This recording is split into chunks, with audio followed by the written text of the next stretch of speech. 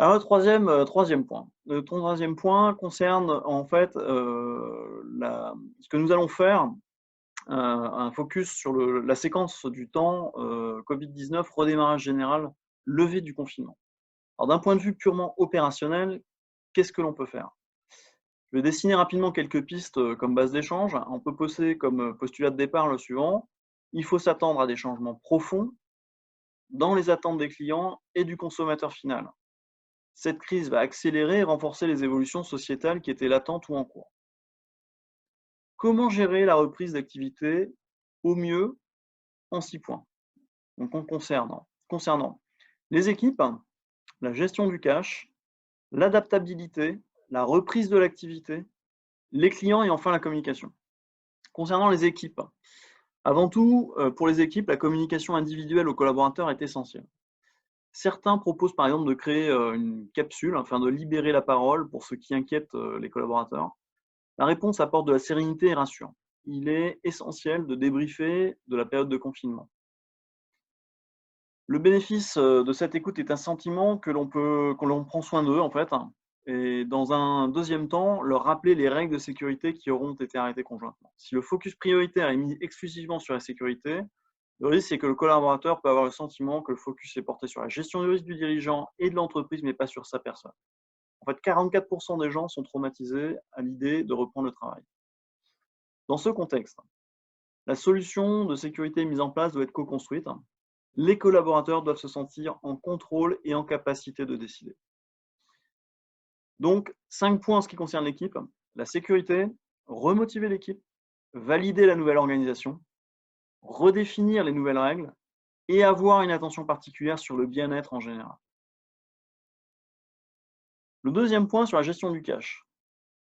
Avant tout, être en action, ne pas subir, mettre en place les prêts dits PGE. Avoir un focus sur l'exposition au risque client et au délai de paiement. Revoir les responsabilités de l'organisation du back-office sur cette fonction. Pour moi, c'est un point effectivement central dans les semaines, dans les mois qui viennent. Pour les sociétés qui étaient en situation de fonds propres et de rentabilité négative, avant le Covid-19, ce sera a priori très difficile, même si je ne pense qu'il n'y a pas de fatalité. Des solutions peuvent être trouvées, notamment dans le cadre de partenariats fournisseurs ou clients. Je crois que toutes les entreprises ont intérêt à aller solliciter un prêt PGE par mesure de prudence, afin de renforcer leurs capacités financières et anticiper les difficultés auxquelles elles vont pour la plupart être confrontées. Cette somme va permettre de régler les décalages de charges qu'elles ont sollicités pendant la période de confinement, mais également d'éviter de trop consommer leur trésorerie dans la phase de redémarrage qui va être progressive. Trésorerie dont nous pourrions avoir besoin en 2021 pour faire face à des restructurations et adaptations de nos organisations. L'injection de trésorerie massive dans les sociétés via notamment le PGE va permettre de passer 2020. Les plus grosses difficultés pourraient apparaître sur 2021. Donc, gérer les délais de paiement, prendre soin également de la situation de ses principaux fournisseurs clés, c'est l'occasion de renforcer les partenariats et de réétudier la chaîne de valeur.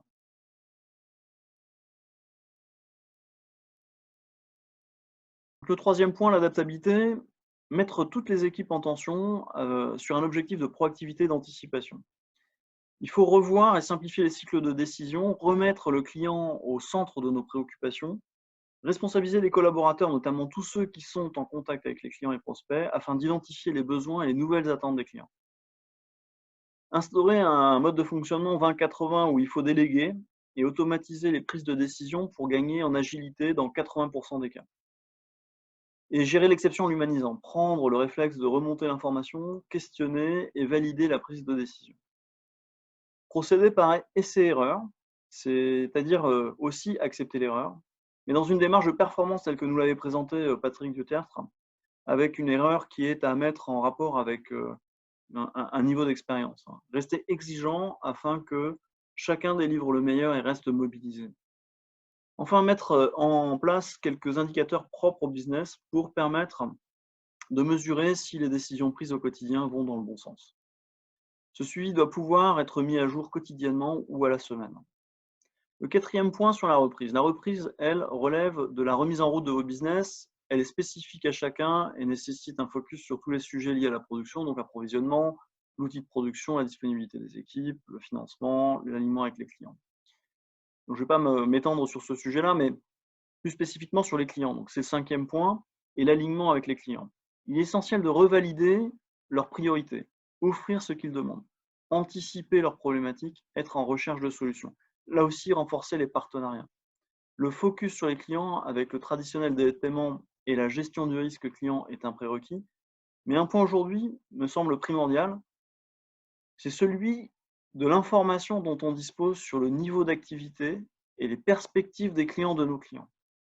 C'est ce qui doit nous permettre, nous aider à intégrer une dimension d'anticipation. Nouveaux produits, nouveaux services à développer, projets que nous avions initiés qui sont à relancer. Rentrer en contact avec ses clients, être source de propositions, partez à la découverte de vos clients en mode prospection. Le contexte s'y prête, hein. Si vous leur apportez des solutions, ils vous en seront reconnaissants. Et vous partez avec un atout, celui de la confiance. Il est plus facile, moins risqué de développer son portefeuille client existant plutôt que de faire de la prospection aujourd'hui. Le 6e point et dernier point, sur la communication. Il est nécessaire de faire un effort de communication et de transparence sur la prise de décision.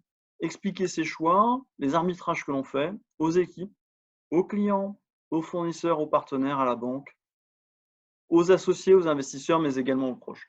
Les décisions qui vont être prises dans un milieu d'incertitude extrême peuvent être changeantes. Et pour préserver l'adhésion, la confiance, il est nécessaire de communiquer et d'expliquer les choix qu'on fait. Le message reçu doit être « je peux compter sur toi ». Sur cette base, les liens qui vont être tissés dans cette période seront, à mon sens, extrêmement forts. Voilà pour cette introduction. Alors, je vous remercie de m'avoir écouté et je vous laisse ce temps de parole. Merci à vous.